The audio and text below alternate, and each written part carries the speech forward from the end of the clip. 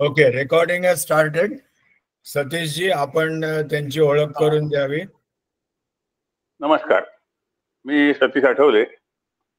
आजच्या प्रमुख पाहुणे आपले डॉक्टर कर्नल राम आठवले यांचा परिचय करून देण्याची जबाबदारी आज पहिल्यांदाच माझ्यावरती आलेली आहे. खरं म्हणजे माझ्या मते परिचय हा शब्द योग्य नाही. ओळख, सान्निध्य, परिचय आणि मैत्री असे जे 4 स्टेजेस असतात त्यात परिचय हा जो प्रकार असतो हा त्या वक्त्याच्या किंवा त्या व्यक्तीच्या विचारांमधून सान्निध्यामुळे होऊ शकतो. आज मी फक्त त्यांची ओळख करून देणार आहे. आपल्याला आठवत असेल की 2020 साली आपलं जे पहिलं कुलसंमेलन झालं होतं त्या कुलसंमेलनाची जी सुरुवात केली होती ते आपले एक ज्येष्ठ सदस्य कैलासवासी माधवजी आठवले आणि त्यांच्या पत्नी सुमतीताई आठवले यांनी पूजा करून केली होती. कर्नल राम आठवले हे त्यांचे पुतणे. त्यांच्या घरातच सैन्याचं एक अधिष्ठान आहे. त्यांचे वडील, त्यांचे काका, ते स्वतः ते सर्व सैन्यात अधिकारी म्हणून काम करत होते आणि आहेतही. साधारण 1981 साली आर्म कोर्स अधिकारी ते झाले आणि लष्कराच्या CBRN म्हणजे केमिकल, बायोलॉजिकल, रेडिओलॉजिकल आणि न्यूक्लिअर सुरक्षा याची सुरक्षा आणि जोखीम कमी करण्यातील ते तज्ज्ञ आहेत. काउंटर टेररिझम मध्ये त्यांनी PhD केलेली आहे आणि लष्कराच्या मुख्यालयात ते CBRN चे संचालकही होते. भारत सरकार आणि युरोपियन युनियन यांच्या त्या CBRS risk mitigation centre of excellence ते प्रमुख तज्ज्ञ आणि सल्लागारही होते. कर्नल आठवले यांनी या विषयावरती बरंच विपुल लेखनही केलेलं आहे. ते त्यात तज्ज्ञ असल्यामुळे सध्या ते सल्लागार म्हणून सुद्धा काम करतात. सध्या त्यांचा मुक्काम पुणे येथे आहे आणि त्यांनी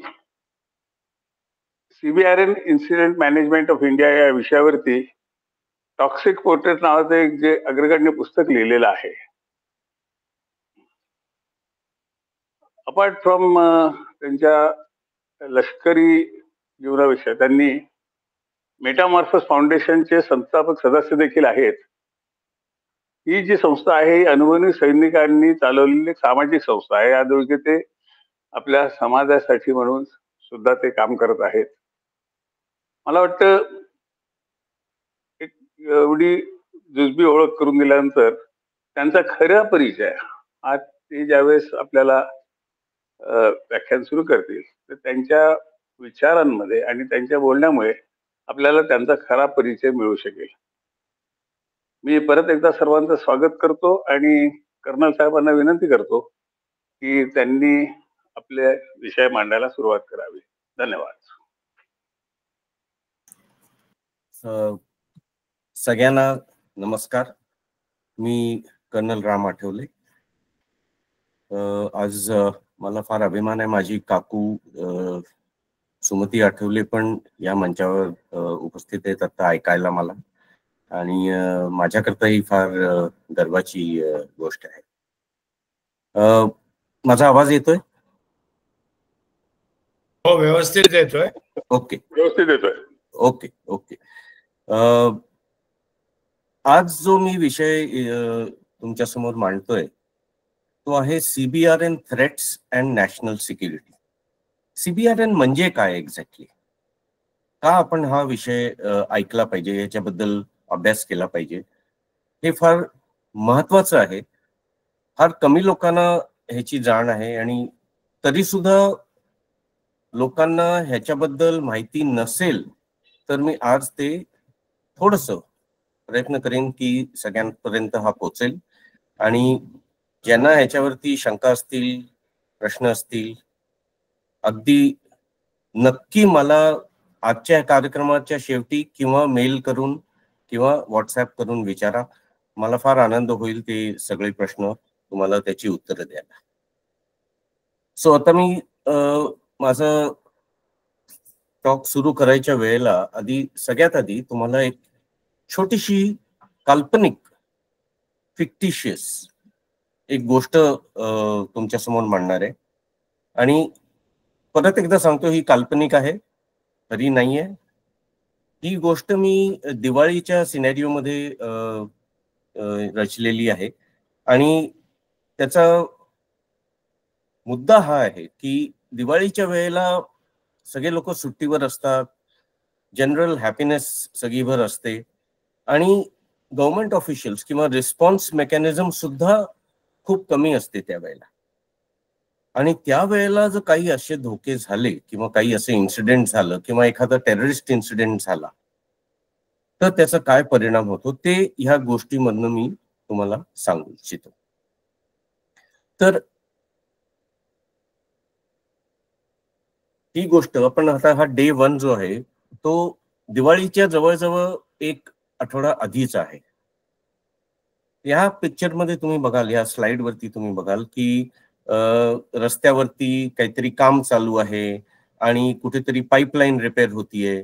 त्याच्यात कोण काम करतंय, कुठल्या डिपार्टमेंटचे आहेत, ते खरोखर गव्हर्नमेंटचे आहेत का नाही आहेत हे कोणालाही माहिती नसतं. पण आपण बघतो सगळीकडे रस्त्यांवर कुठे ना कुठेतरी खड्डे खोदून कोणतरी काहीतरी रिपेअर करत असतं.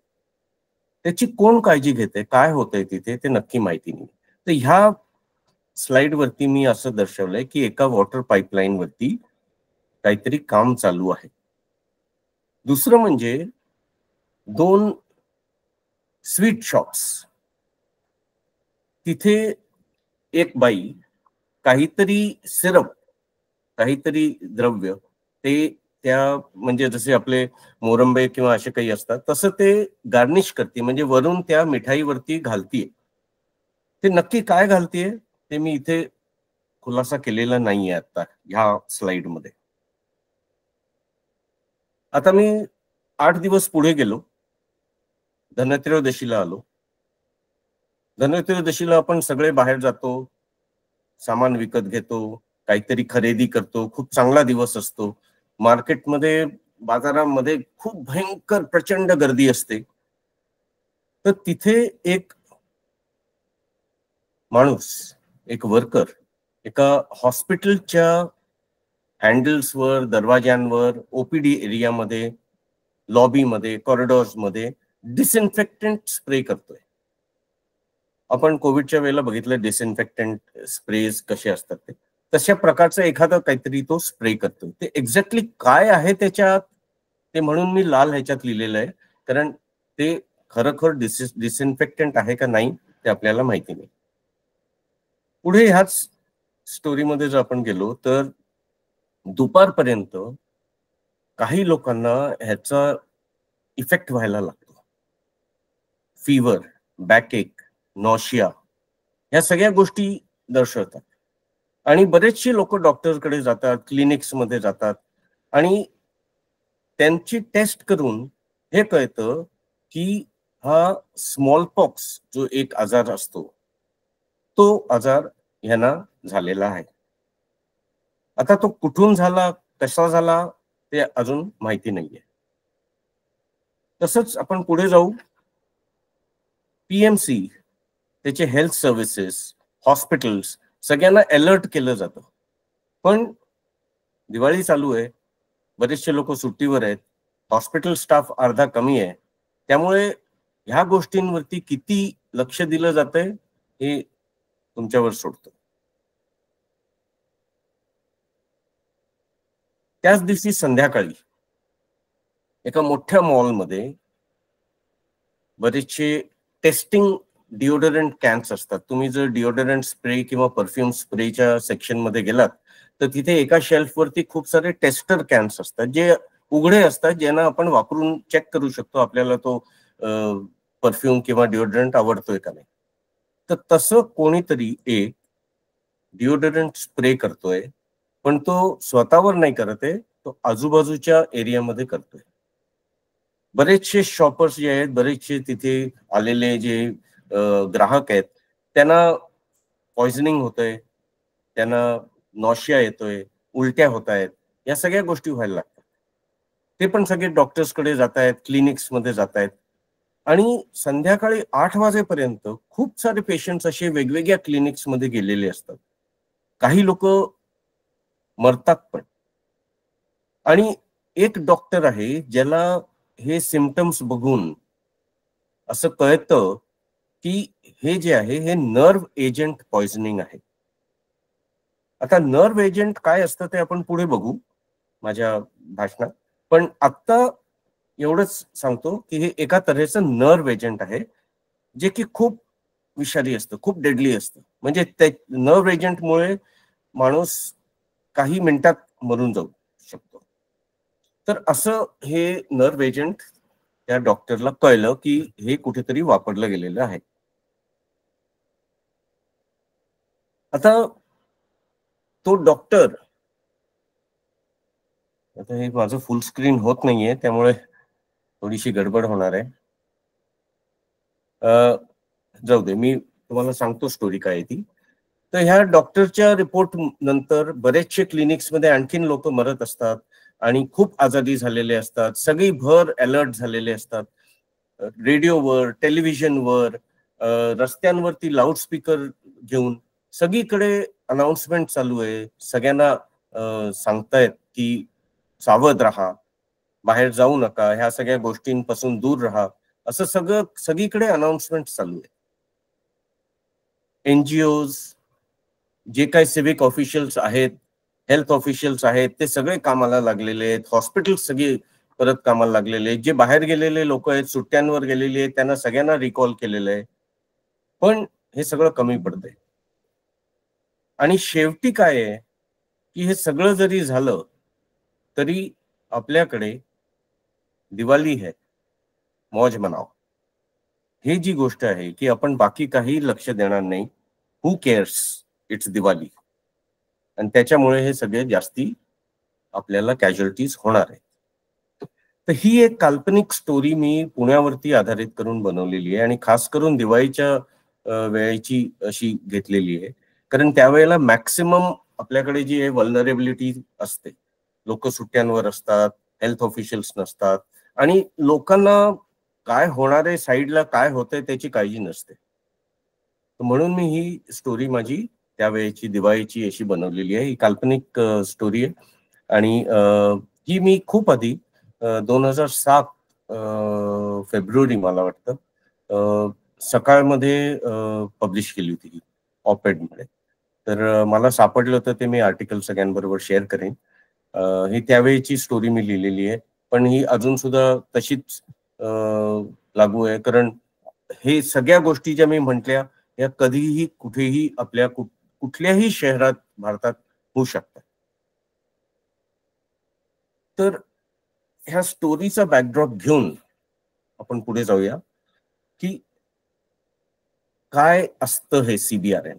आजचा माझा टॉक जो आहे मी हे जे स्लाइड वरती पॉइंट्स दिलेत याप्रमाणे मी करणार आहे. सो सगळ्यात आधी आपण बघू की CBRN काय आहे.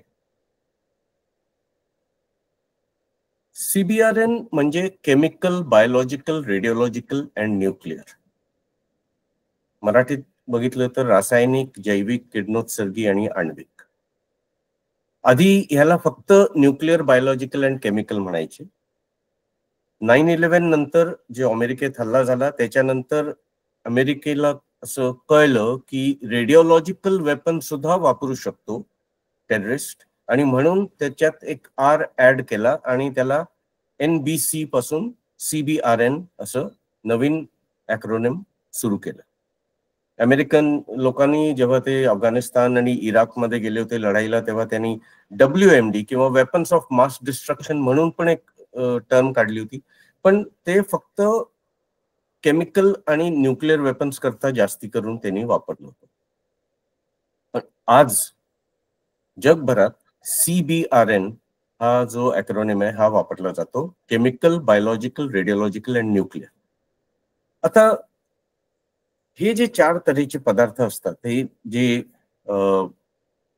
द्रव्य म्हणा किंवा मटेरियल, विषारी मटेरियल, हे सगळ्या गोष्टी ज्या आहेत त्या तुम्ही त्यांच्या ओरिजिनल स्टेटमध्ये पण वापरू शकता किंवा त्यांना वेपनाइज करून पण वापरू शकता. फॉर एक्झाम्पल आपण आता बघतो की काही काही बायोलॉजिकल किटाणू असतात, ते आपण डायरेक्ट जर एफेक्ट करतात ते आजार होतात आपल्याला. पण तेच गोष्ट जर मी त्याला वेपनाइज करून, वेपनाइज म्हणजे मी त्याला जाणून बुजून एका बॉम्बच्या थ्रू किंवा एका वेपनच्या थ्रू तुमच्यावर टाकले तर त्याला सीबीआरएन वेपन म्हणतात. सो नॉन वेपनाइज्ड आणि वेपनाइज्ड दोन्ही प्रकारचे हे विषारी द्रव्य जे आहेत ते आपल्यावरती इफेक्ट करू शकतात. आता इंडस्ट्रियल ह्याच्यात बघितलं तर त्याला डेंजरस गुड्स किंवा हॅझार्डस मटेरियल्स किंवा हॅझमॅट असं म्हणतात. सो इंडस्ट्रीज मध्ये हॅझमॅट वरती खास करून paint industry, fertiliser industry, pesticide industry, thermocol industry किंवा प्लास्टिक इंडस्ट्री, ह्या सगळ्या इंडस्ट्रीज मध्ये हॅझमॅटच्या वरती खूप जोर दिला जातो. त्याची सेफ्टी प्रिकॉशन्स, बेस्ट प्रॅक्टिसेस आहेत ते सगळे हॅझमॅटच्या वरती, हॅझार्डस मटेरियल्सच्या नावाखालती हे त्यांना ट्रेनिंग दिली जाते, त्यांच्याकडून मॉक ड्रिल्स करवल्या जातात. तर हे सगळं हॅझार्डस इंडस्ट्रीज मध्ये हॅझार्डस मटेरियल्स किंवा हॅझमॅट म्हणून जाणलं जातं.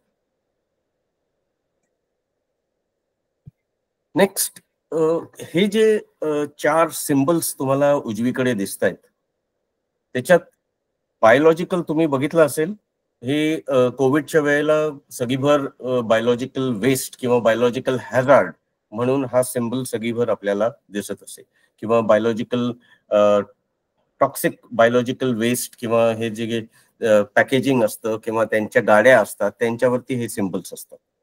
तसंच रेडिओलॉजिकल सिम्बल जो आहे खालचा, तो तुम्ही एक्सरे डिपार्टमेंटच्या दारावरती बाहेर किंवा त्या डायरेक्शन मध्ये तुम्हाला हा सिम्बल लावलेला दिसेल हॉस्पिटल्समध्ये. जो न्यूक्लिअर वाला आहे, अणुशक्तीवाला, तो तुम्हाला न्यूक्लिअर पॉवर प्लांट किंवा न्यूक्लिअर अथॉरिटीच्या वेबसाईटवर किंवा ह्या ठिकाणी तुम्हाला हा सिम्बल दिसतो, तो जो की एका ॲटमच्या शेपमध्ये दर्शवला गेला आहे. आणि जो वरचा आहे केमिकल, हा जरा कमी वापरला जातो, पण आहे हा पण हॅझार्डस सिम्बल. लक्षात ठेवा, हे सगळे सिम्बल हॅझार्ड सिम्बल्स आहेत, म्हणजे काहीतरी ह्याच्यानी धोका आहे हे सिम्बल्स आहेत हे. तर त्यांना नीट वापरलं पाहिजे, असं डेकोरेशन किंवा ह्याच्याकरता नाही वापरायचं. मी बघितलंय केनियामध्ये असताना एका बसवरती बायोलॉजिकल हॅझार्ड सिम्बल सगळी भर त्या बसवरती वेगवेगळ्या रंगांमध्ये पेंट केलेला होता, as if it's a decoration. तसं नाही करायला पाहिजे. So these symbols are meant only to denote a hazard, आणि हे इंटरनॅशनली रेकग्नाइज सिम्बल्स आहेत.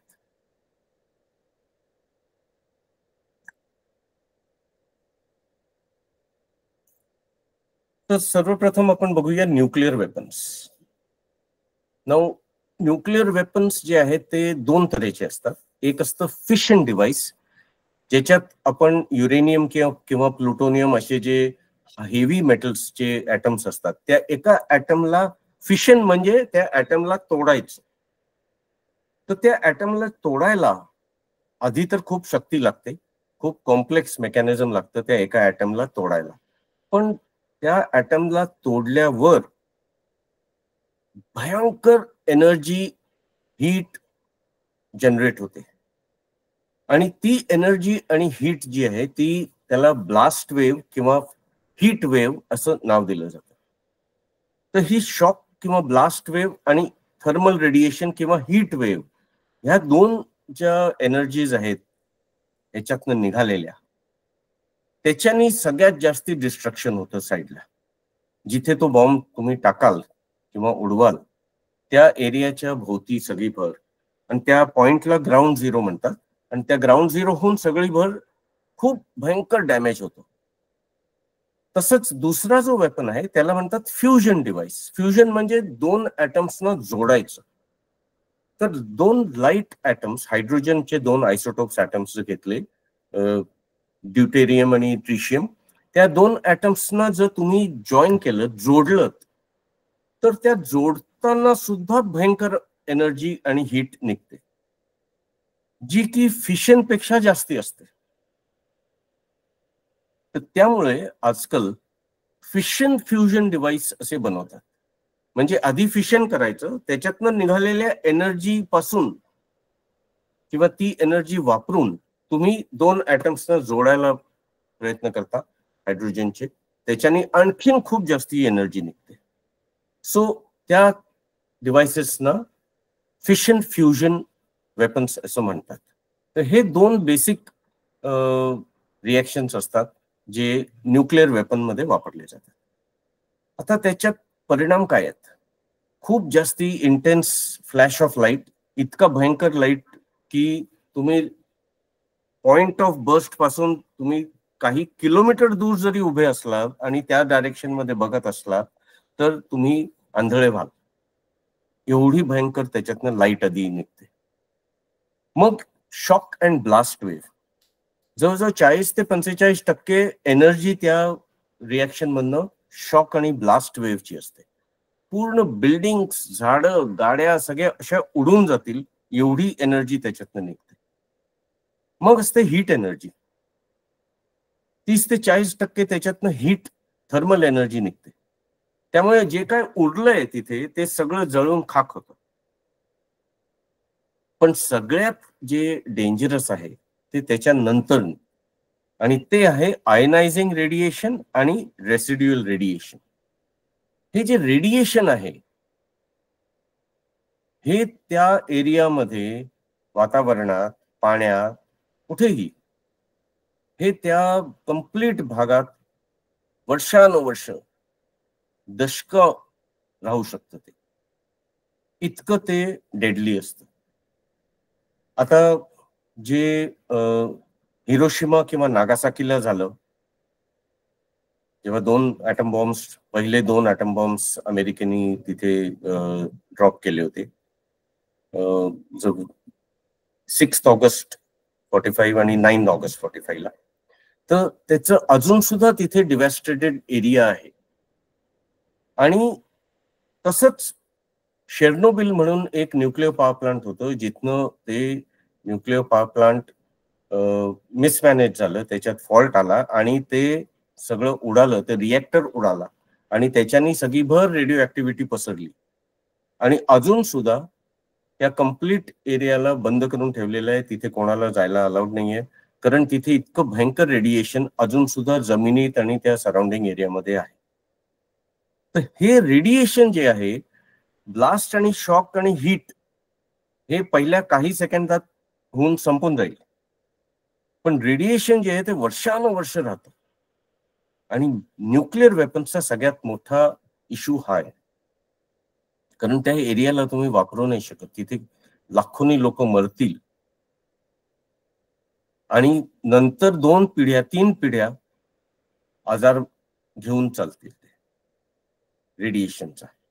So that is the effect of nuclear weapons. आता रेडिओलॉजिकल वेपन, आता न्यूक्लिअर वेपन आणि रेडिओलॉजिकल वेपन मध्ये फरक काय? रेडिएशन दोघांमध्ये आहे, पण न्यूक्लिअर वेपन मध्ये ते रेडिएशन रिलीज करायला तुम्हाला त्या ऍटमला जोडायला लागतं किंवा त्याला फाडायला लागतं. पण रेडिओलॉजिकल वेपन्स मध्ये नॅचरली रेडिओ ऍक्टिव्ह सबस्टन्स, जे पर्यावरणात रेडिएशन आहे असे substance, cobalt, caesium, iridium, polonium, strontium, हे सगळे जे धातू आहेत त्यांचे एक स्पेसिफिक आयसोटोप्स, ज्यांचे नंबर मी दिले तिथे स्लाइडवर, हे नॉर्मल नॅचरल सिच्युएशन मध्ये रेडिओ ऍक्टिव्ह असतात. आणि हे जे पदार्थ आहेत, हे जे धातू आहेत, हे वेगवेगळ्या गोष्टींमध्ये वापरले जातात एनर्जी करता, त्या रेडिएशनची एनर्जी करता. आता तुम्ही जर हॉस्पिटलला गेलात, पेट स्कॅन, कॅट स्कॅन किंवा कॅन्सर ट्रीटमेंट, रेडिएशन ट्रीटमेंट जे असतं कॅन्सरचं, त्या प्रत्येक गोष्टीत रेडिएशन सोर्स जो आहे तो आयदर कोबाल्ट किंवा सीसीएम किंवा पोलोनियम किंवा स्ट्रॉन्शियम ह्याच्यातनं कुठला तरी असणार, किंवा ह्याचे आसपासचे जे रेडिओ ऍक्टिव्ह सबस्टन्सेस आहेत, नॅचरल रेडिओ ऍक्टिव्ह सबस्टन्स, ते असतात.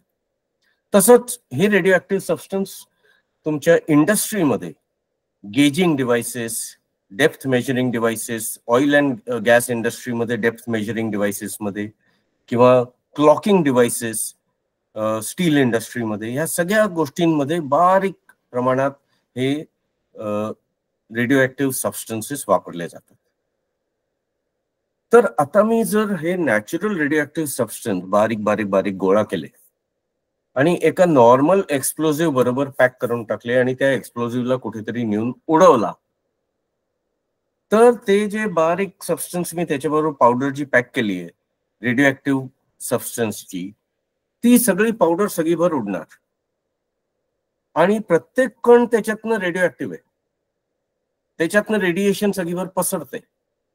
अगदी बारीक प्रमाणात का नसो, पण रेडिएशन पसरते. तुम्हाला चालेल का ते रेडिएशन असलेल्या गोष्टी तुमच्या परिसरात, वातावरणात, जवळपास कुठेही? नाही.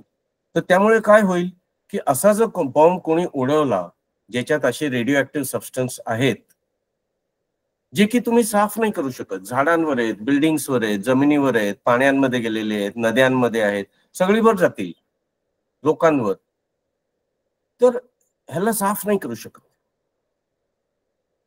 तर त्या कंप्लीट एरियाला तुम्हाला बंद करून त्याच्यावर जवळजवळ 30 वर्ष 50 वर्ष माती घालून त्याला पॅक करून just forget about it. Just imagine असा एखादा डिव्हाइस जर तुमचा इथे तुळशीबागेजवळ किंवा लक्ष्मी रोडवर एका शनिवारी संध्याकाळी जर उडवला, किंवा खास करून जसं मी दिवाळी म्हटलं तसं त्यावेळेला कधी उडवला, किंवा गणपती उत्सवात कोणी केलं, तर त्याची काय हालत होईल. त्या कम्प्लीट एरियामध्ये कॅज्युअलिटीज फार कमी होतील, कारण त्या एक्सप्लोजिव्हनी जे कॅज्युअलिटीज होतील तेवढ्याच होतील, पण ते रेडिओ ऍक्टिव्ह सबस्टन्स सगळीभर पसरल्याने इमिजिएट कॅज्युअलिटीज नाही होणार, पण लॉंग टर्म कॅन्सर्स जे जे तिथे अफेक्टेड झालेत त्यांना कॅन्सर होण्याची शक्यता खूप जास्त आहे. तर हे जे तऱ्हेचे बॉम्ब्स आहेत त्यांना डर्टी बॉम्ब म्हणतात, किंवा रेडिओलॉजिकल डिस्पर्सल डिव्हाइस. आता हे RDD किंवा डर्टी बॉम्ब्स जे आहेत हे टेररिस्ट करता फार सोपं गोष्ट आहे, कारण ह्याच्यात काही कॉम्प्लेक्स टेक्नॉलॉजी नाहीये की न्यूक्लिअर वेपन कसं त्याला ऍटम जॉईन करा का ऍटमला स्प्लिट करा, तसं काही नाही करायचं.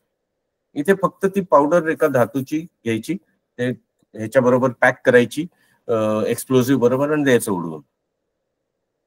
हो, त्याच्यात प्रॉब्लेम हा आहे की ती रेडिओ ऍक्टिव्ह धातूची पावडर कशी करायची, कारण त्यावेळेला ते जे करतील ते पण इफेक्ट होतील, तर ते मरू शकतात. सो ह्या गोष्टी इतक्या सोप्या नसतात. बरेच लोक सांगतात रेडिओलॉजिकल वेपन कोणी टेररिस्ट वापरू शकतं, कुठेही वापरू शकतं. इतकं सोपं नाहीये. जितकं सांगितलं जातं तेवढं सोपं नाहीये. आजपर्यंत कोणीही रेडिओलॉजिकल वेपन पूर्ण जगभरात कुठेही उडवलेला नाहीये.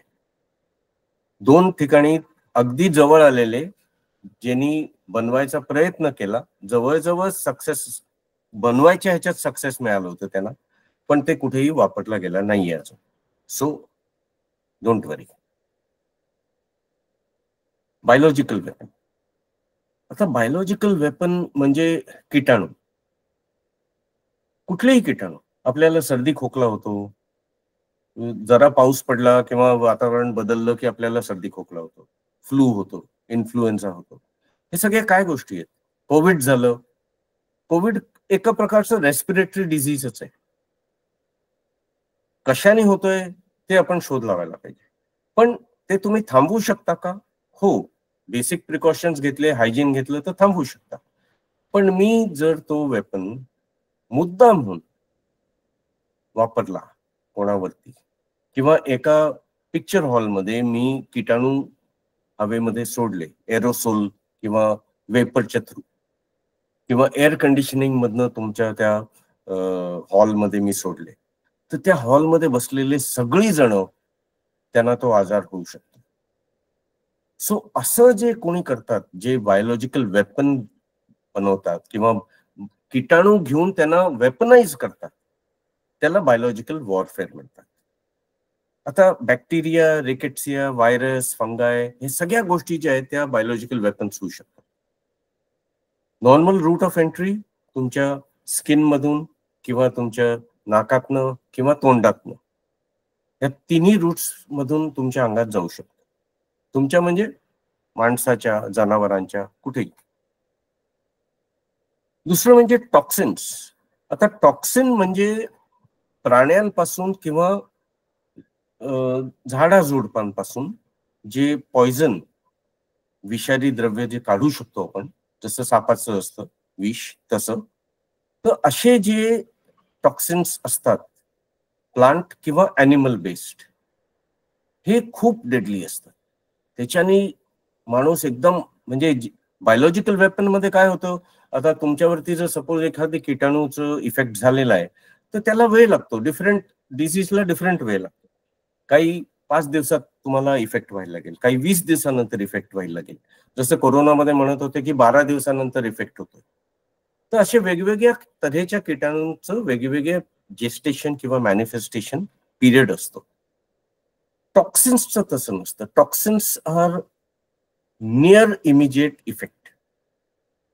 दुसरं म्हणजे बॅक्टेरिया आणि व्हायरसेस कसं एका माणसापासून दुसऱ्या माणसाला पसरू शकतात. टॉक्सिन्स एका माणसापासून दुसऱ्या माणसाला नाही पसरत. तर जर मला एका पर्टिक्युलर ग्रुप ऑफ पीपलना टार्गेट करायचं असेल तर मी टॉक्सिन वापरेन इन्स्टेड ऑफ बॅक्टेरिया किंवा व्हायरस. कारण ते म्हणजे त्याच ग्रुपला इफेक्ट होईल जिथे मी त्यांना टार्गेट करतोय ते. बाकी लोकांना नाही होणार, कारण तिथनं ते दुसऱ्या लोकांना पसरू नाही शकत. तर म्हणून असं म्हणतात की बायोलॉजिकल वेपन, खास करून टॉक्सिन्स जे आहेत, ते टेररिस्ट लोक त्याचा रिसर्च जास्ती करतायत, कारण त्याच्यानी त्यांना स्पेसिफिक ग्रुपला टार्गेट करता येईल. आता हे बॉट्युलिनम टॉक्सिन जे आहे हे सगळ्यात डेडली टॉक्सिन मानलं जातं. पण हे पण सांगतो की बॉट्युलिनम टॉक्सिन जे आहे हे कुठल्याही चांगल्या तुम्ही सलून मध्ये गेलात किंवा ब्युटी सलून मध्ये गेलात तर तिथे बोटॉक्स ट्रीटमेंट करता जे वापरतात ते बॉट्युलिनम टॉक्सिन. फारच अगदी बारीक प्रमाणात ते बॉट्युलिनम टॉक्सिन असतं, सेफ लेवलचं असतं, ज्याच्याने ऍक्च्युली काय होतंय, तुमची स्किन जी आहे ती मरतीये, त्यामुळे ती वाढत नाहीये, त्यामुळे ती लूज नाही होणार आणि टाईट राहते, आणि त्यामुळे यंग दिसतात लोक. म्हणून ते बॉट्युलिनम टॉक्सिनला बोटॉक्स ट्रीटमेंट म्हणून ते वापरलं जातं. Chemical weapons. आता केमिकल वेपन्स जे आहेत ते त्यांना पुअर मॅन्स ॲटम बॉम्ब असं पण म्हणतात. का? कारण केमिकल सगळीकडे आहेत आज. तुम्ही आता बघताय, स्क्रीनवर बघताय, त्या स्क्रीन मध्ये केमिकल्स आहेत, त्याच्या केसिंग मध्ये केमिकल्स आहेत, त्याच्या आतमध्ये जी चिप आहे त्याच्यात केमिकल्स आहेत. तुम्ही ज्या टेबलाशी बसलायत किंवा जिथे पण बसलायत तिथे लॅमिनेट लागले, त्याला पण केमिकल्स आहेत. तुम्ही जेवता त्याच्यात सुद्धा केमिकल्स आहेत. सगळ्या गोष्टींमध्ये केमिकल्स आहेत. पेंट आहे, तुमचे फर्टिलायझर्स आहेत, पेस्टिसाइड्स आहेत, प्लास्टिक्स आहेत, थर्मोकोल आहेत, लेदर आहे, सगळ्यावरती केमिकल्स आहेत आणि वेगवेगळ्या तऱ्हेचे केमिकल्स आहेत आणि बरेचसे केमिकल्स त्याच्यातले खूप विषारी असतात. सो हे जे केमिकल्सचा विषारीपणा जो आहे हा जर तुम्ही वेपनाइज करून वापरला तर त्याला केमिकल वॉरफेअर म्हणतात. खास करून फर्टिलायझर, पेंट, डाय स्टफ, पेस्टिसाइड, ह्या ज्या कंपनीज आहेत, ह्या ज्या इंडस्ट्रीज आहेत, ह्याच्यात जे केमिकल्स वापरले जातात, जे विषारी केमिकल्स आहेत, त्या केमिकल्सना तुम्ही केमिकल वेपन म्हणून पण वापरू शकता. आता मिलिटरी ह्याच्याप्रमाणे किंवा इंटरनॅशनल सेफ्टी किंवा सिक्युरिटीच्या हिशोबाप्रमाणे केमिकल वेपन्सची जी क्लासिफिकेशन आहे ती आहे blister agent, choking agent, blood agent आणि नर्व एजंट. हे 4 मेन केमिकल वॉरफेअर एजंट्स मानले जातात. आता ब्लिस्टर एजंट्सनी खूप मोठे मोठे फोड येतात, त्याच्यात पस होतो आणि ते माणूस त्याच्याने मरतो. लेविसाइड, मस्टर्ड गॅस, सल्फर मस्टर्ड, हे जे आहेत ते ब्लिस्टर एजंटचे प्रकार आहेत. Choking agents, chlorine, phosgene, chloropicrin, हे जे गॅसेस आहेत त्याच्याने माणसाला चोकिंग होतं, ऑक्सिजन मिळत नाही पूर्ण आणि त्याच्यामुळे तो मरतो. Blood agents, hydrogen cyanide, arsenic, ह्या सगळ्या ज्या गोष्टी आहेत त्या ब्लड मध्ये, तुमच्या रक्ताची जी क्षमता असते ऑक्सिजन घेऊन सगळ्या शरीरात पोचवायची, ती नाहीशी करते. त्यामुळे तुमचे जे सेल्स आहेत त्यांना ऑक्सिजन मिळत नाही आणि माणूस मरतो. सगळ्यात डेडली जे आहेत ते आहेत नर्व्ह एजंट्स.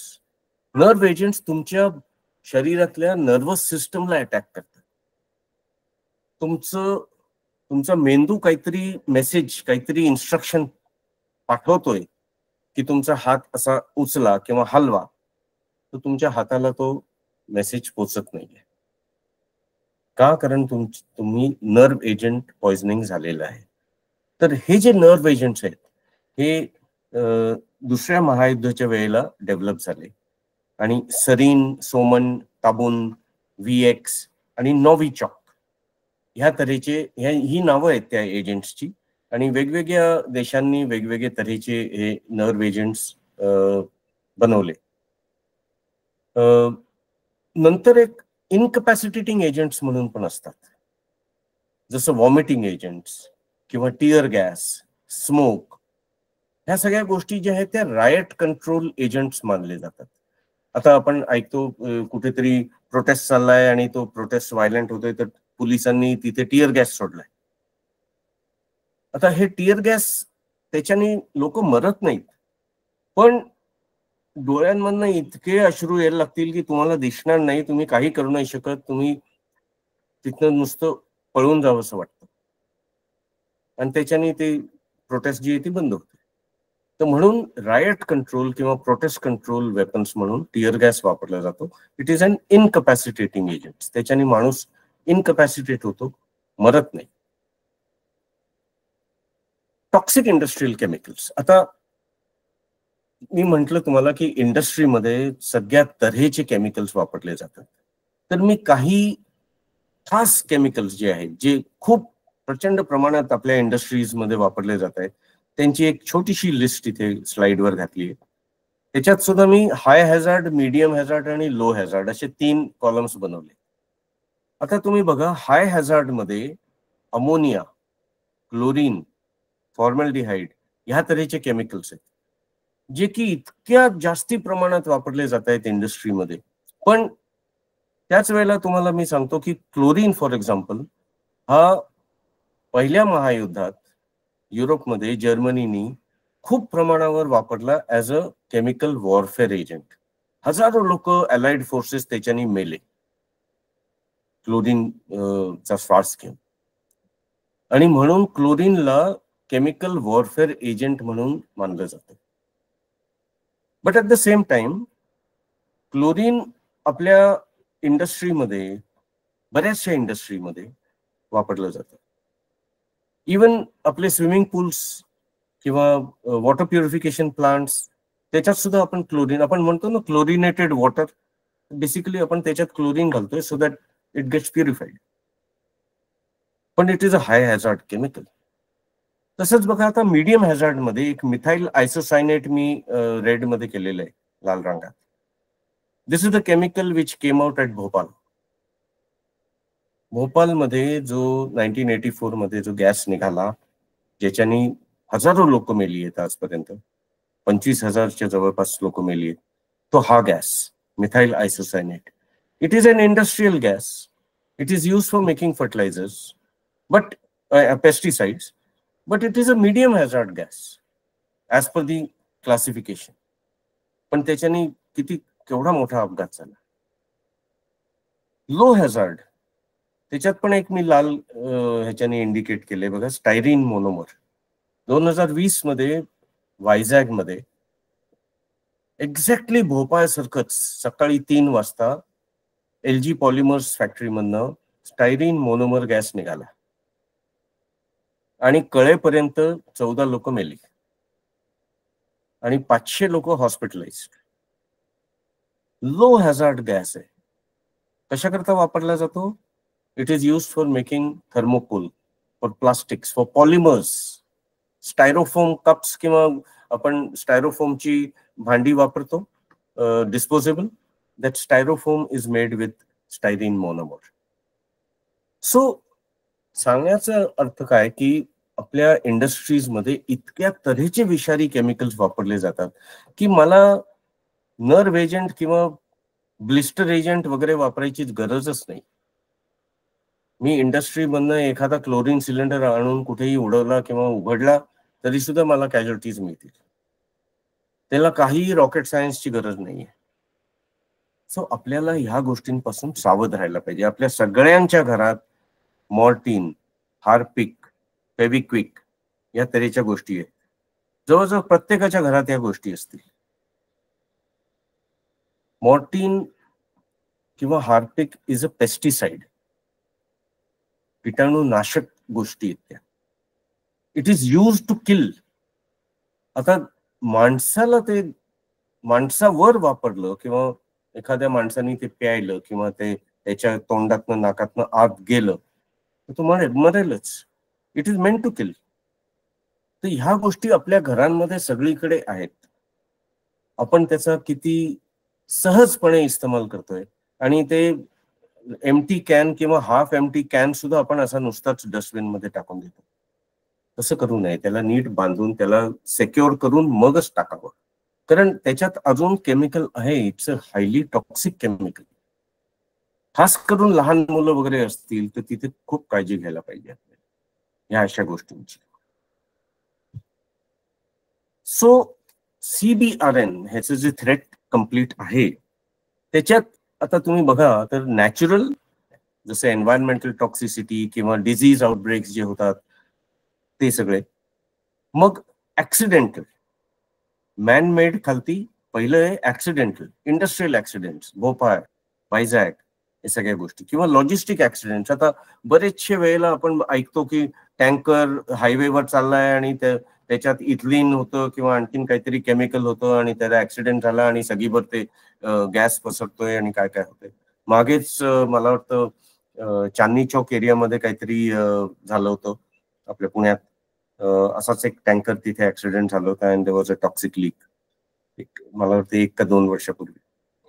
सो असे जे ऍक्सिडेंट्स होत आहेत किंवा वेस्ट, एन्व्हायरमेंटल पोल्युशन, आपण प्लास्टिक जाळतो, टायर जाळतो, त्याच्याने कितीतरी विषारी गॅसेस आपण पर्यावरणात किंवा वातावरणात आपण रिलीज करतोय. तर ते जे आहेत these are all manmade accidental cases of CBRN. मग आपण बघू डेलिबरेट और इंटेन्शनल, जाणून बुजून केलेलं. आपण पेपरात वाचतो की कोणावरती तरी ऍसिड टाकलंय. आता हे जाणून बुजून एका टॉक्सिक केमिकलचा वापर केला जातो. तर खरं तर त्याला WMD ऍक्ट आहे एक इंडियाचा, weapons of mass destruction act, त्याच्या खालती आणला पाहिजे कोणी जर ऍसिड टाकलं तर. पण आपण त्याला लॉ अँड ऑर्डर खालतीच हे करतो. तसंच स्टेट यूज, एखादा देश CBRN मटेरियल वापरत असेल, केमिकल वेपन्स वापरत असेल किंवा बायोलॉजिकल वेपन्स वापरत असेल तर तसे म्हणजे जे इराकमध्ये झालं किंवा सिरियामध्ये चालू होतात थोड्या वर्षापूर्वीच किंवा फर्स्ट वर्ल्ड वॉर मध्ये जे जर्मनीने मी सांगितलं तसं केलं ते किंवा जपाननी केलं. तर त्या ज्या गोष्टी आहेत त्या स्टेट स्पॉन्सर्ड किंवा एका देशाने केलेल्या गोष्टी आहेत. आणि CBRN टेररिझम, CBRN टेररिझम हे एक सत्य आहे आणि हे होतंय. हे असं काही नाहीये की व्हिडिओ गेम मध्ये किंवा पिक्चर मध्ये दाखवतात काही होत नाहीये असं काही नाहीये. ऍक्च्युअली बऱ्याच ठिकाणी जगात झालेलं आहे आणि त्याच्यापासून आपण सावध राहायला पाहिजे. मी तुम्हाला भोपाळ गॅस ट्रॅजेडी बद्दल सांगितलंच. त्याच्याऐवजी बरेचसे CBRN इन्सिडेंट सगळीभर होतात.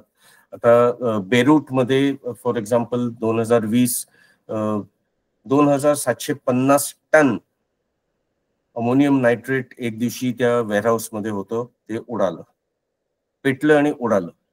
Ammonium nitrate is a component in an explosive. तर त्याच्यामुळे तो एवढा मोठा ब्लास्ट झाला की अर्ध बेरूट शहर जस्ट फ्लॅटन्ड आउट. स्टायरीन गॅसचं मी तुम्हाला सांगितलं वायझॅकचं 7 मे 2020.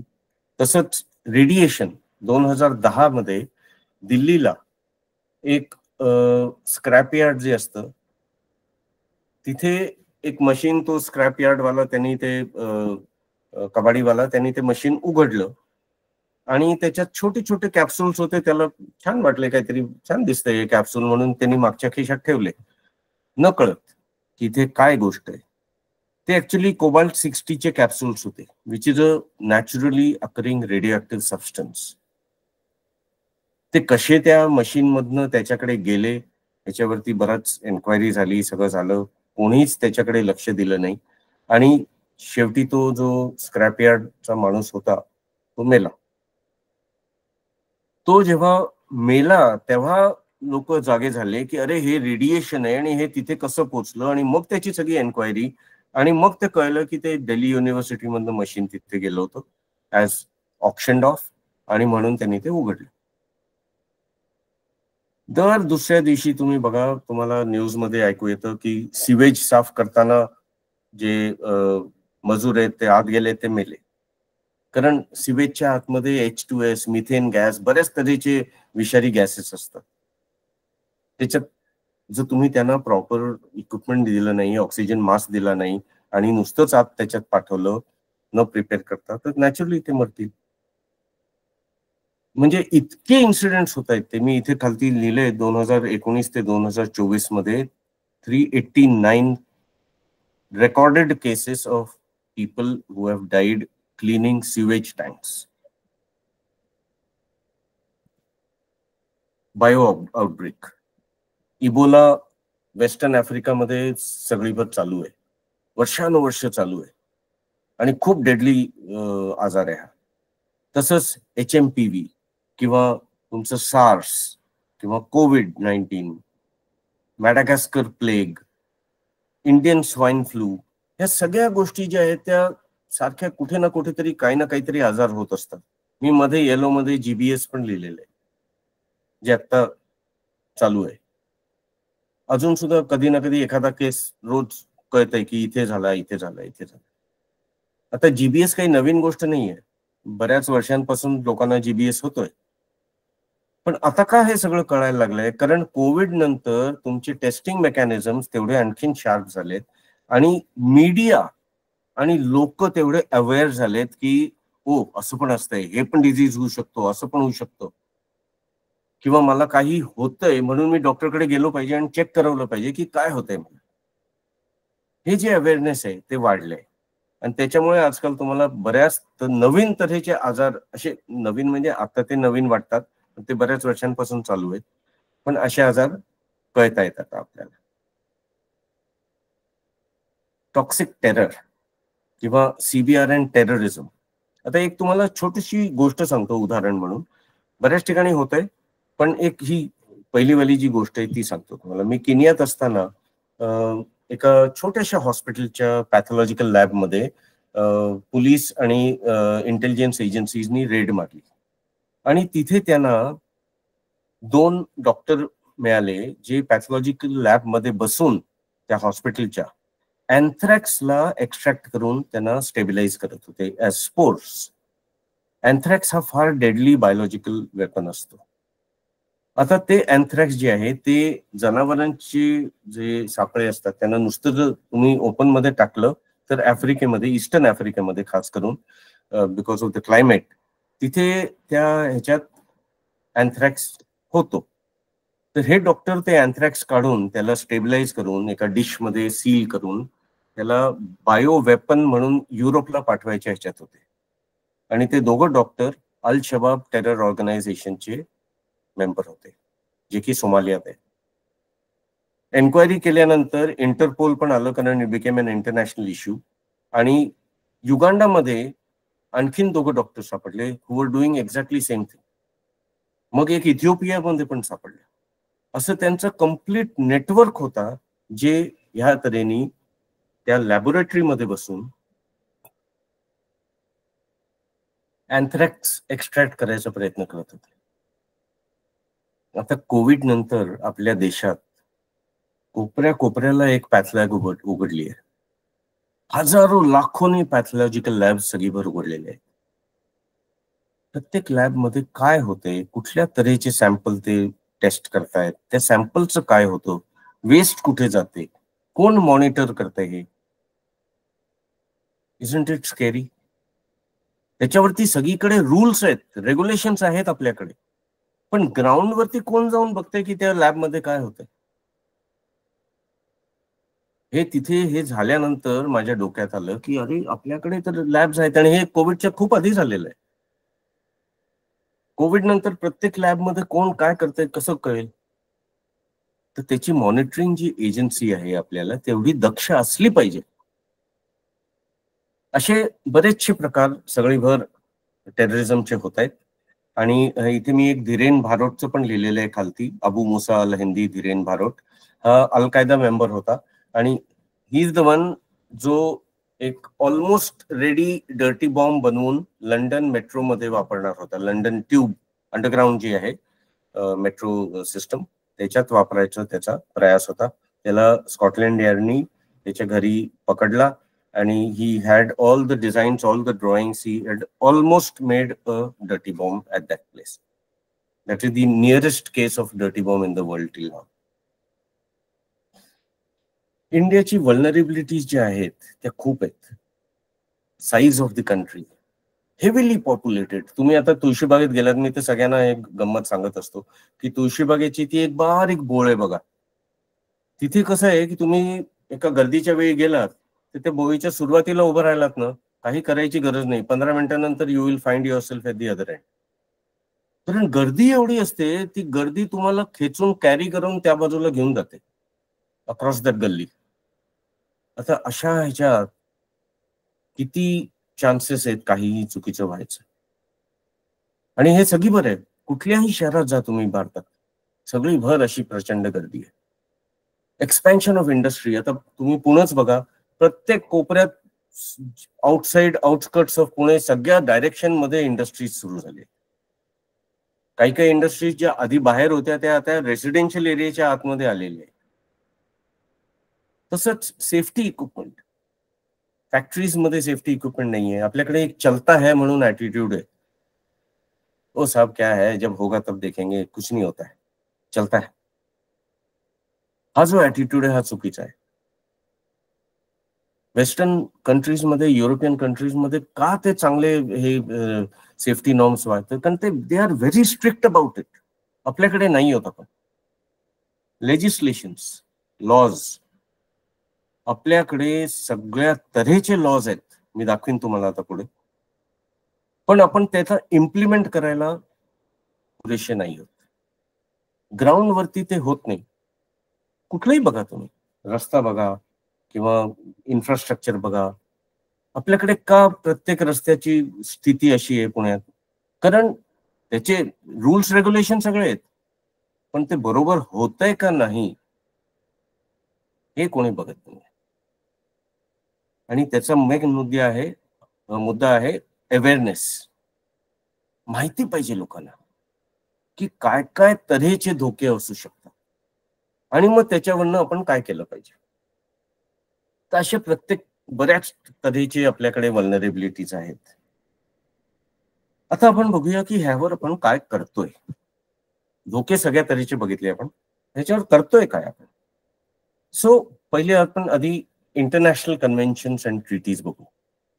युनायटेड नेशन्स खालती बऱ्याच प्रकारचे कन्व्हेन्शन्स आणि ट्रीटीज बनलेले आहेत. For example chemical weapons convention, ज्याच्यात सगळ्या तऱ्हेचे केमिकल वेपन्स बॅन्ड आहेत, आणि ऍज ऑफ टुडे वर्ल्ड मधले सगळे केमिकल वेपन्स जे डिक्लेअर केलेले आहेत ते सगळे डिस्ट्रॉइड आहेत. पण अनडिक्लेअर्ड किंवा जे अजून 5 देश असे आहेत ज्यांनी केमिकल वेपन कन्व्हेन्शन साईन नाही केलेलं, त्या देशांमध्ये काय होतंय, काय ते बनवत आहेत, वी डोंट नो. तसंच biological and toxin weapons convention किंवा BWC इन शॉर्ट, 1972 मध्ये हे झालं सुरू. तेव्हापासून India is a signatory to biological and toxin weapons convention. India is also signatory to chemical weapons convention. मग United Nations terrorism prevention branch आहे, युनिक्रीचं CBRN risk mitigation programme आहे. असे बरेचसे प्रोग्राम युनायटेड नेशन्सनी सुरू केलेले आहेत. इंटरपोल आणि WHO ह्या दोघांचे म्हणजे world health organisation and international police organisation ह्या दोघांचे पण CBRN प्रोग्राम्स चालू आहेत.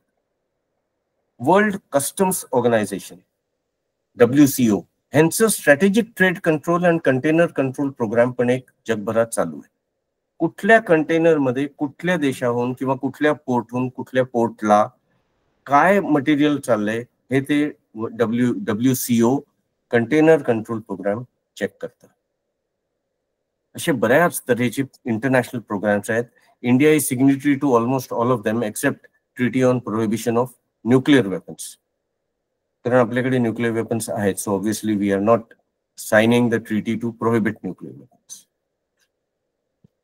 मग बघूया आता भारतात काय करतोय आपण. 90sच्या दशकापर्यंत भारतात असं विचार होता की CBRN म्हणजे फक्त मिलिटरी लोकांकरता आहे. त्याचे धोके मिलिटरीला असतात, बॉर्डरवर असतात, लढाईच्या वेळेला असतात, आपल्याला बाकी लोकांना काही त्याचा संबंध नाही. मग हळूहळू 9/11 झालं, 9/11 नंतर ते CBRN झालं WMDचं, आणि त्याच्यानंतर असं वाटायला लागलं की नाही, हे देशाच्या आत टेररिझममुळे पण खूप तऱ्हेचे धोके होऊ शकतात. तरी पण बायो अँड केमिकल इन्सिडेंट अगदी आतापर्यंत फक्त डिझास्टर मॅनेजमेंट इश्यू होत होता. आणि म्हणून नॅशनल डिझास्टर मॅनेजमेंट अथॉरिटी जी दिल्लीला आहे आणि ज्याच्या खालती नॅशनल डिझास्टर रिस्पॉन्स फोर्स अशा बटालियन्स आहेत भारतावर, सगळीवर 12 बटालियन्स, त्यांना टास्क मिळाला की तुम्ही CBRN वरती रिस्पॉन्ड करायचं. काही इन्सिडेंट झाला, काही कुठे गॅस लीक झाला किंवा कुठे काही झालं तर हे NDRF बटालियन जाऊन तिथे रिस्पॉन्ड करतील त्या इन्सिडेंटवर. पण तरी पण हे सगळं काय आहे की फक्त रिस्पॉन्स वरती राहिलं. प्रिव्हेन्शन करता कोणी बघत नाहीये की बाबा हो, माझ्या फॅक्टरीत मी इतके छान सेफ्टी नॉर्म्स वापरले पाहिजेत की असा काहीही प्रकारचा अपघात झालाच नाही पाहिजे, हे नाही कोणी बघत आहे. आणि त्याच्यामुळे काय आहे की दर दुसऱ्या दिवशी तुम्ही बघा, कुठेतरी गॅस लीक झाला, कुठेतरी बॉयलर बस्ट झाला, कुठेतरी टँकर उलटला, कुठेतरी त्या फटाक्यांच्या ह्याच्यात आग लागली आणि लोक ते धूर श्वास घेऊन मेले. असं सगळं कुठे कितीतरी येतं, रोज दुसऱ्या दिवशी पिपरत असतं. कारण आपण प्रिव्हेन्शन वरती जात नाही आहोत अजून सुद्धा.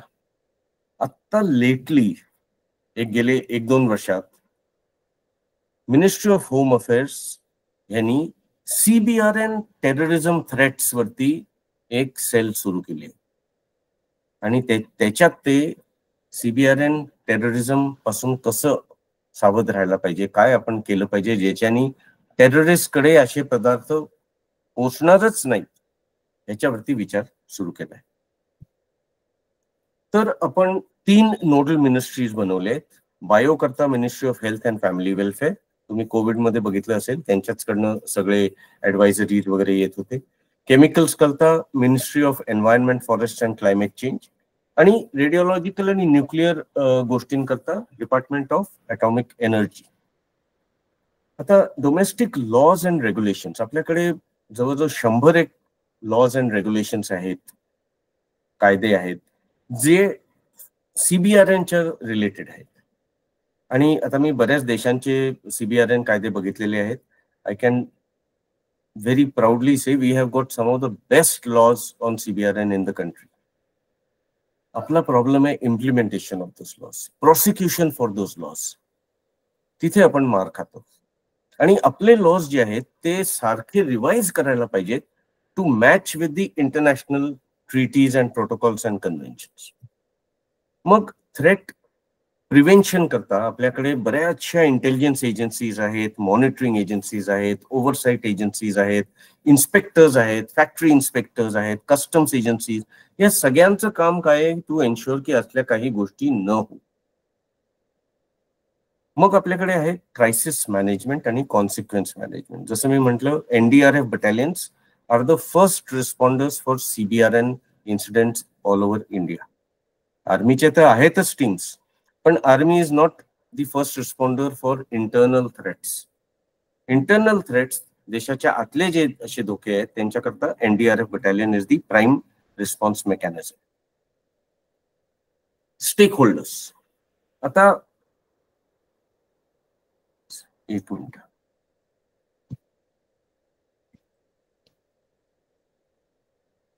हा, आता जे मेन एजन्सीज आहेत त्या ह्या निळ्या सर्कल्स मध्ये मी लिहिलेल्या आहेत. Ministry of home affairs, ministry of defence, external affairs, health and family welfare, किंवा तुमचं environment, forest and climate change, DRDO, NDMA आणि डिपार्टमेंट ऑफ ॲटॉमिक एनर्जी. हे सगळे जे आहेत ते PMOच्या खालती CBRN वरती काम करतात and they are the stakeholders for that. In addition, हे जे उजवीकडे मी दाखवलेले आहेत ह्या सगळे ministries and agencies are all stakeholders in CBRN. In addition, industries, private R&D, medical, hospitals, labs, सगळे काही, आणि सिटीजन, तुम्ही, मी, सगळे, we are all stakeholders in this. आपण जर काळजी घेतली, आपण जर दक्ष राहिलो, तर ऑटोमॅटिकली बाकी सगळ्या गोष्टी will fall into place.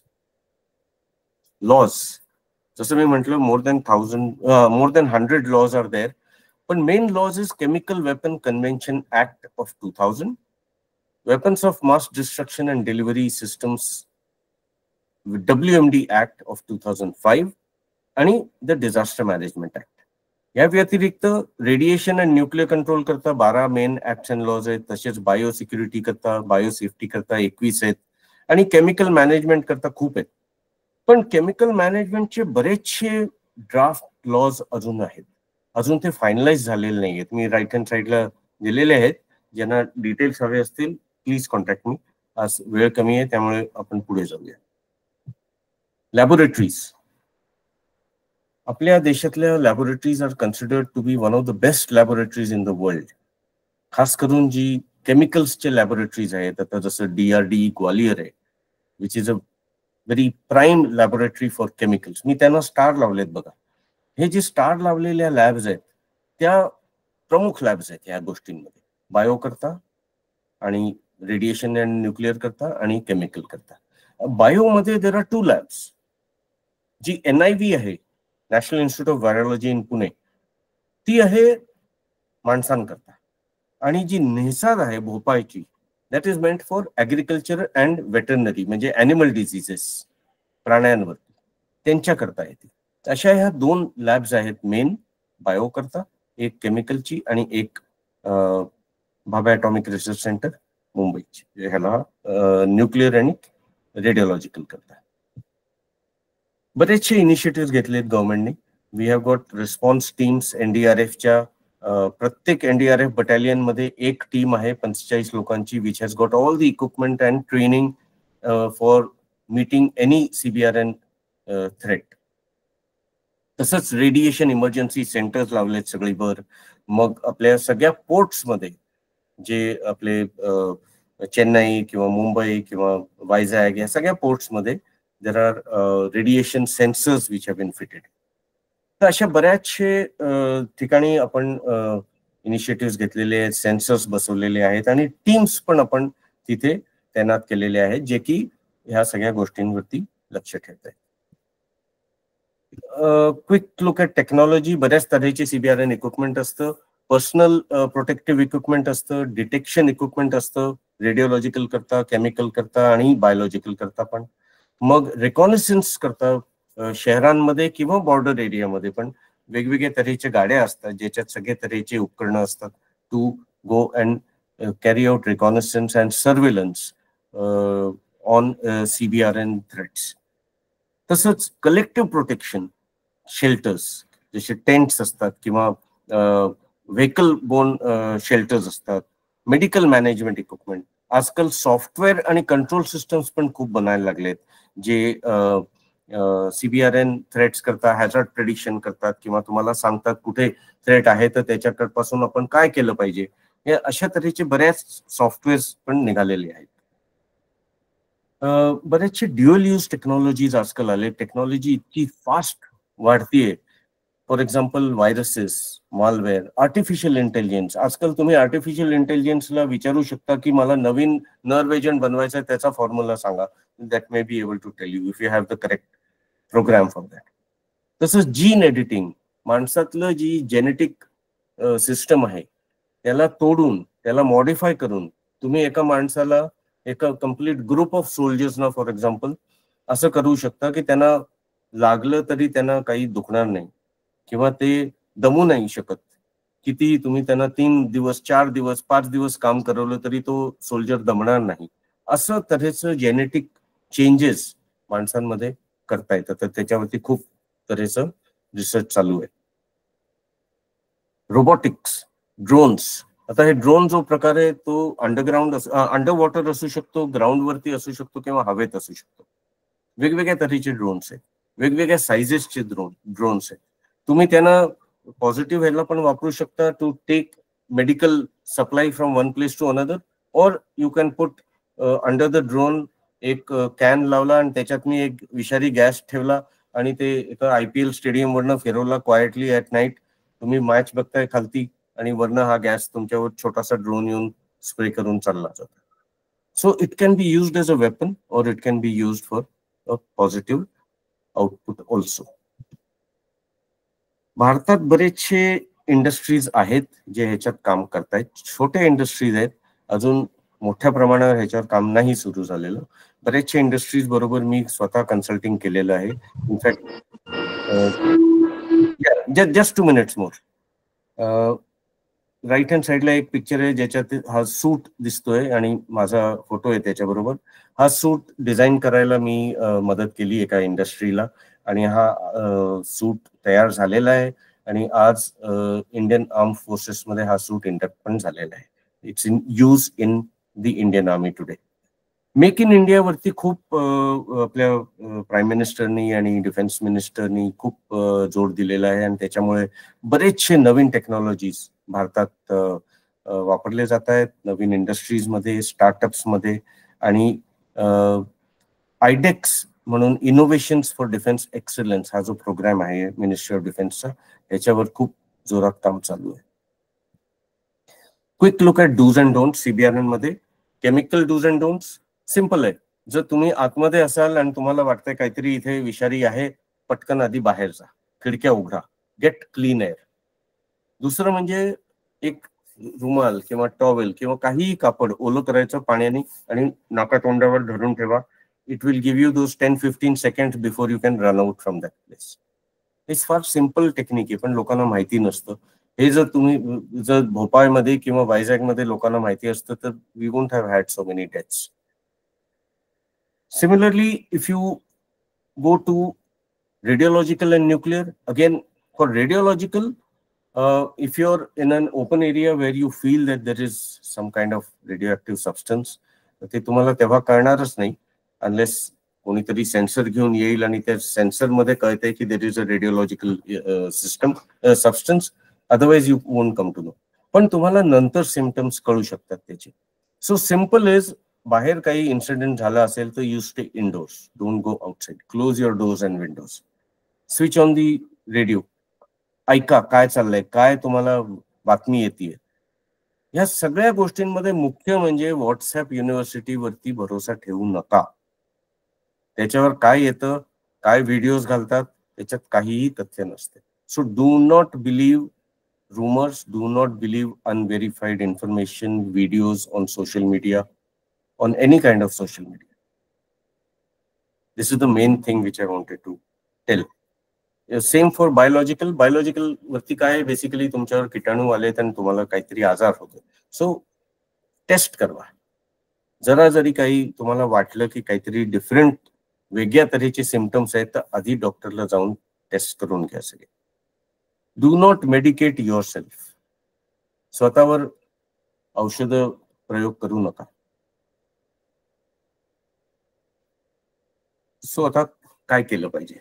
State level जे आपले नॉर्म्स आहेत, जे आपले पॉलिसीज आहेत, जे आपले सेफ्टी प्रिकॉशन्स आहेत, त्यांना तगडं करा, त्यांना एकदम शार्प करा. जे तुमचे ओव्हरसाईट एजन्सीज आहेत किंवा तुमचे इन्स्पेक्टर्स आहेत, चेकिंग आहेत, मॉनिटरिंग एजन्सीज आहेत, त्यांना मेन काम आहे. They have to be very strict about what they are doing. दुसरं म्हणजे इंडस्ट्री आणि गव्हर्नमेंट ह्याच्यात खूप कोलॅबोरेशनची गरज आहे. कारण unless they collaborate, they will not get the right R&D, and they will not get the right material, they will not get the right inputs, and they will not be able to enforce correct safety and security for CBRN protection. At national level, पहिली गोष्ट awareness. आजचा हा तुम्ही ऐकताय हा programme, हा recorded असणार आहे, त्याच्यानंतर it will be available. Please share it, जास्तीत जास्त लोकांपर्यंत पोहोचवा. People should get aware. मला दुःख का होतं, आज कोविड संपून 2 वर्ष व्हायला आली आहेत, अजून सुद्धा लोकांना मास्क कसा घालायचा सिंपल हे माहिती नाहीये. अजून सुद्धा मी बघतो लोक हनवटीवर मास्क घालून हिंडतात, तिथे काय त्यांना प्रोटेक्शन मिळते कोण असतो. घालायचा म्हणून तो मास्क एक कानावर लटकवून आणि खालती चीन वरती लावून ठेवलेला आहे, which is wrong. I mean there is no point in wearing that mask at all जर तुम्ही इथे लावणार असाल खालती. तर नॅशनल CBRN स्ट्रॅटेजी आणि प्लॅन ते अजून आपल्या भारतात बनलेली नाहीये. मी बऱ्याच हाय लेवल कमिटीमध्ये लोकांना प्रेझेंटेशन पण दिलेले आहेत की हे बनवायला पाहिजे. मी EU बरोबर काम करत असताना 2-3 देशांकरता आम्ही बनवलं नॅशनल स्ट्रॅटेजी अँड प्लॅन्स. तसंच CBRN इंटेलिजन्स ह्याची फार गरज आहे. आणि CBRN इंटेलिजन्स करता तुम्हाला इंटेलिजन्स एजन्सी असली पाहिजे असंच नाहीये. Every person is a CBRN intelligence agent. तुम्हाला कुठे दिसलं की काहीतरी चुकीचं होतंय, काहीतरी गॅस निघतोय किंवा कुठेतरी काहीतरी केमिकल सांडलेलं आहे, काहीतरी वास येतोय which is not correct, please report it immediately to the police, to the nearest hospital और clinic. somebody will start taking action on that. पण तुम्ही गप्प बसला की हो ठीक आहे, उद्या कोणतरी बघेल येऊन, माझं काय काम आहे. You are failing in your duty. So CBRN intelligence surveillance is a very collective kind of a method. First response capability आपल्याकडे खूप कमी आहे आणि म्हणून असे जे इंडस्ट्रीज आहेत किंवा असे वल्नरेबल स्पॉट्स आहेत किंवा हाय रिस्क एरियाज आहेत त्यांच्या तिथे ऑन साईट रिस्पॉन्स टीम असली पाहिजे. आता NDRF बटालियन येईल असं म्हटलं तर तिथे आपल्याकडे इथे तळेगावला NDRF बटालियन आहे पुण्याच्या. औरंगाबादच्या सिडकोमध्ये काही झालं तर ही बटालियन तिथे पोहोचेपर्यंत 5-6 तास लागतील. तोपर्यंत ते लोक काय करणार, जे व्हायचं ते तेव्हापर्यंत होऊन गेलो. तर तिथली जी ऑनसाईट रिस्पॉन्स मेकॅनिझम असेल तर ते इमिजिएटली ऍक्शन घेऊ शकतील. पण आपल्याकडे ऑनसाईट आपण केलेली नाही, कारण प्रत्येक माणूस हे म्हणतं माझं काम नाहीये, दुसऱ्याला करू दे, गव्हर्नमेंटने सांगितलंय ना त्यांना करायला, ते करतील. अरे पण ते येईपर्यंत बाकी मरतील त्याचं काय. So this is response of on site mechanism is very important. मग हेल्थ केअर बरीचशी इम्प्रूव्हमेंट झाली कोविडमुळे, पण अजून खूप त्याच्यात गरज आहे इम्प्रूव्ह करायची. मेक इन इंडिया मी म्हटलं तुम्हाला. मीडिया मॅनेजमेंट, तुम्ही कुठल्याही सोशल मीडियावर काय पोस्ट टाकताय, please verify whether it is genuine और not. Unless that post is verified and genuine, do not share it. आपण बघतो रोज हजारोनी फॉरवर्ड्स येत असतात, तऱ्हेचे व्हिडिओज येत असतात. I can vouch for it, almost 80% of them are not true. Half of them are artificial intelligence generate kelele. So please be very careful on what you're sharing, especially CBRN incident झालाय किंवा काही disaster झालंय त्याच्यात जर कोणी messages पाठवायला लागले, it has to be very very accurate and truthful. CBRN security culture प्रत्येक माणसाला वाटलं पाहिजे की yes, I need to protect myself, my family, and my environment, my country. That security culture needs to be developed in each citizen of the country. Government agencies, central police organizations. आज police रोडवर पोलीसवाल्याला माहिती नाहीये CBRN झालं तर काय करायचं, त्याला CBRN म्हणजे काय हे पण माहिती नाही. मी 3-4दा जाऊन आलो कमिशनर ऑफिसमध्ये की ह्यांना शिकवायला पाहिजे. हो सर, तुम्ही सांगताय ते बरं, आपण करू बरं का प्लॅन, हे माझं कार्ड आहे तुम्ही ठेवून घ्या. असे गेले बरेच वर्ष मी जाऊन आलेलो आहे, nothing has happened. Very sad. पण आज ग्राउंडवरती जो पोलिसमॅन आहे त्याला माहिती नाहीये की असं काही झालं किंवा कोणी येऊन मला सांगितलं तर मी कोणाला कॉन्टॅक्ट करायचं. हायस्कूल्स, कॉलेजेस सगळींमध्ये आपल्याला शिकवायला पाहिजे या गोष्टींबद्दल. मेडिकल कॉलेजेसमध्ये बायो वरती तर शिकवतातच, पण रेडिओलॉजिकल कॅज्युअलिटीज किंवा आपले केमिकल कॅज्युअलिटीज वरती काय करायचं हे शिकवत नाहीये. ते शिकवलं पाहिजे. आणि at national level we must have a national CBRN centre of excellence, ज्याच्यात हे सगळ्या तऱ्हेच्या पॉलिसीज होतील, ट्रेनिंग होईल, स्टँडर्डाइज्ड करिक्युलम होईल, हे आपल्याला पाहिजे. So I have come to the end of my talk. हे माझं पुस्तक आहे टॉक्सिक पोर्टेंट्स, Amazonवर अवेलेबल आहे. This book is on CBRN incident management in India. 2019 मध्ये हे पब्लिश झालेलं आहे. आणि नॅशनल डिझास्टर मॅनेजमेंट अथॉरिटीचे जे मेंबर सेक्रेटरी आहेत त्यांनी हे रिलीज केले book. So this is available on Amazon. Please read it and get back to me for any comments and any questions. I would be happy to do that. माझे contact details पण खालती आहेत. माझे बरेचसे articles मी माझ्या वेबसाईटवर घालतो. माझी वेबसाईट आहे keviran.com. पर्सनल वेबसाईट आहे, काही कंपनी नाही आहे, पण काही it is just a website for visibility. त्याच्यात पब्लिकेशन्स खालती माझे सगळे आर्टिकल्स मी त्याच्यात घातलेले आहेत. जरूर वाचा. जय हिंद. थँक्यू. धन्यवाद कर्नल साहेब. एकतर वेळ बराच झालेला आहे, पण तरी सुद्धा कोणाला काही जर विचारायचं असेल तर आय थिंक विचारू शकता, पण keep it limited because the time is fast. कोणाला काही प्रश्न असतील तर जरूर विचारा. आणि दुसरी एक गोष्ट की हाच व्हिडिओ आपल्या युट्यूब वरती सुद्धा जाणार आहे. तर कर्नल साहेबांनी जशी रिक्वेस्ट केली तसं हा व्हिडिओ तुम्ही परत पहा, तुमच्या नातेवाईकांना, मित्रमंडळींना फॉरवर्ड करा आणि त्यांना या गोष्टीची जाणीव होऊ द्या. सगळ्यात मुख्य म्हणजे जाणीव होणं हे महत्वाचं आहे. ही जाणीव जर होत नसेल तर या सगळ्या कर्नल साहेब जे करत आहेत त्याच्यावरती पाणी फिरल्यासारखं होणार आहे. सो ही जाणीव तुमच्यामध्ये निर्माण होऊ द्या आणि तुम्ही दुसऱ्यांमध्ये सुद्धा निर्माण करा. ही या आजच्या लेक्चरची खरी हे होणार आहे. तर कोणाला प्रश्न असतील तर जरूर विचारा, पण कीप इट ब्रीफ प्लीज. एक इशारा आहे प्रश्नांबाबत. शक्यतो तुमच्या कॉमेंट्स ज्या आहेत त्या मेसेजेस मध्ये टाका आणि फक्त प्रश्न विचारा. आणि प्रश्न सुटसुटीत 5-6 शब्दात असले तर पटकन त्याचं आकलन होतं आणि उत्तरही दिलं जातं.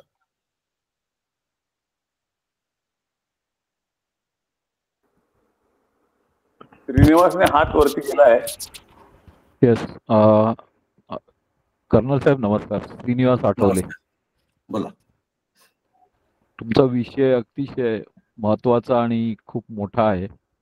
मला फक्त एवढंच विचारायचं की याचा अवेअरनेसच्या दृष्टिकोनातून तुम्ही यातले तज्ज्ञ आहात, तर याच्यात तुमचं किंवा तुम्ही काही संस्था अशा बनवल्या आहेत का की त्या अवेअरनेसचं काम करतात? मी अशासाठी हा प्रश्न विचारतोय की ठीक आहे, मी पण याच्यात इच्छुक राहीन एक की असा अवेअरनेस मी जिथे राहतो माझ्या आजूबाजूला जेवढ्या लोकांमध्ये पसरवायचा असेल तर मी प्रयत्न जरूर करू शकतो.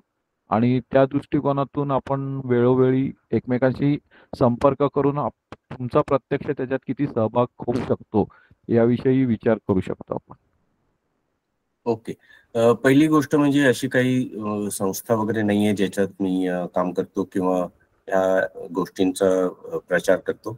पण NDRF बटालियन्स ह्या ठिकठिकाणी जाऊन मॉक ड्रिल कंडक्ट करत असतात, अवेअरनेस प्रोग्राम्स कंडक्ट करत असतात आणि CBRN वरती जास्तीत जास्त माहिती लोकांपर्यंत पोहोचवायची प्रयत्न करत असतात.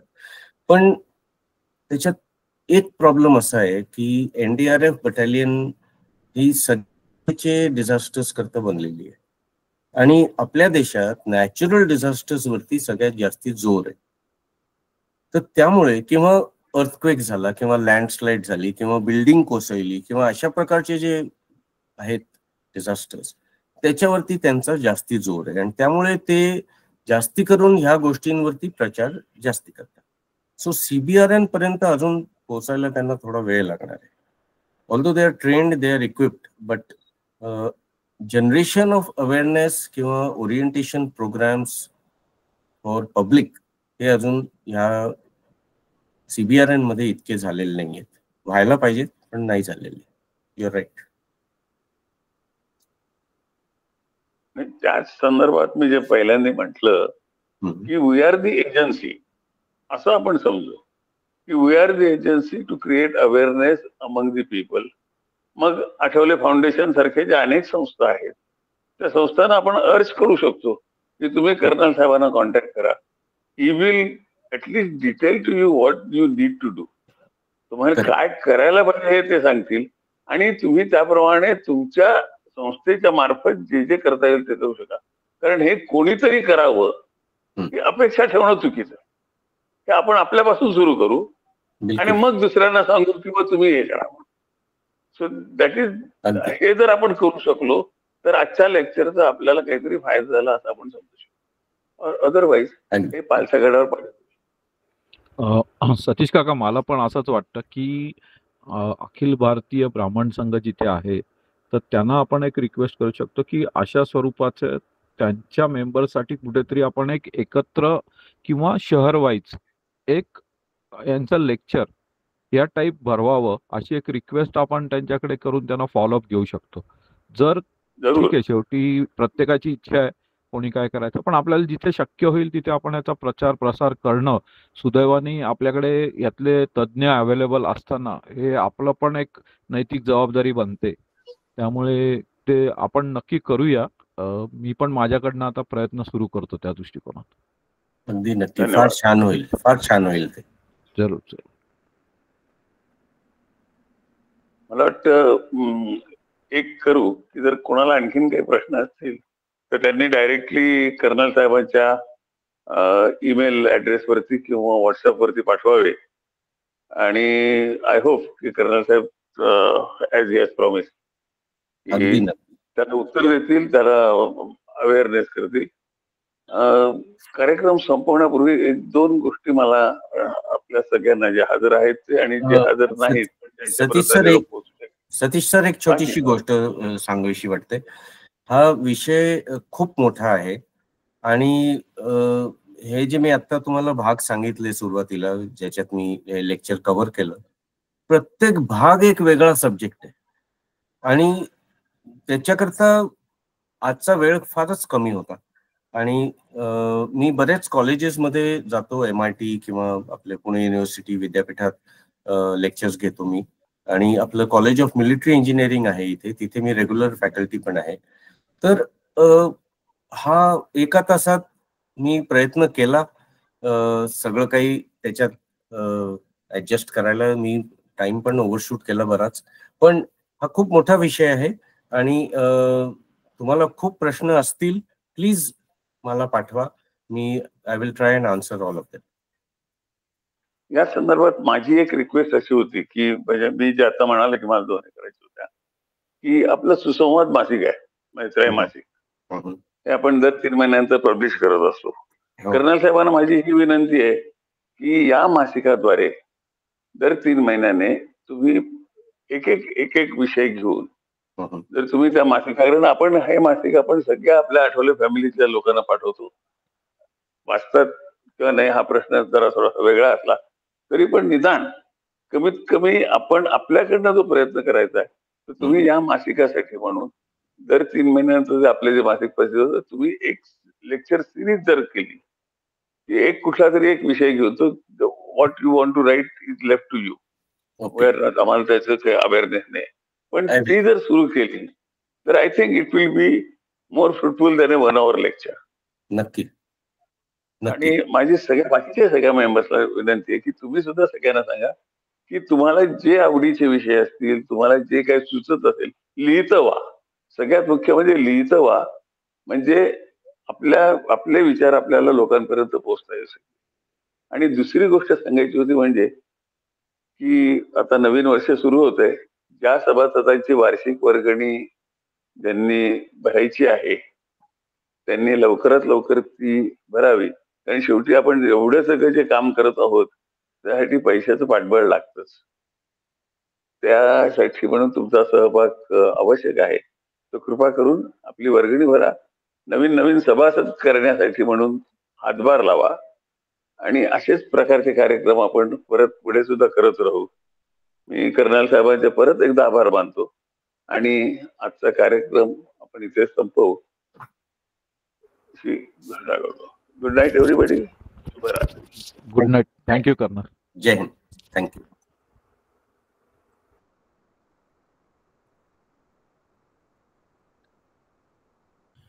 कर्नल जय हिंद.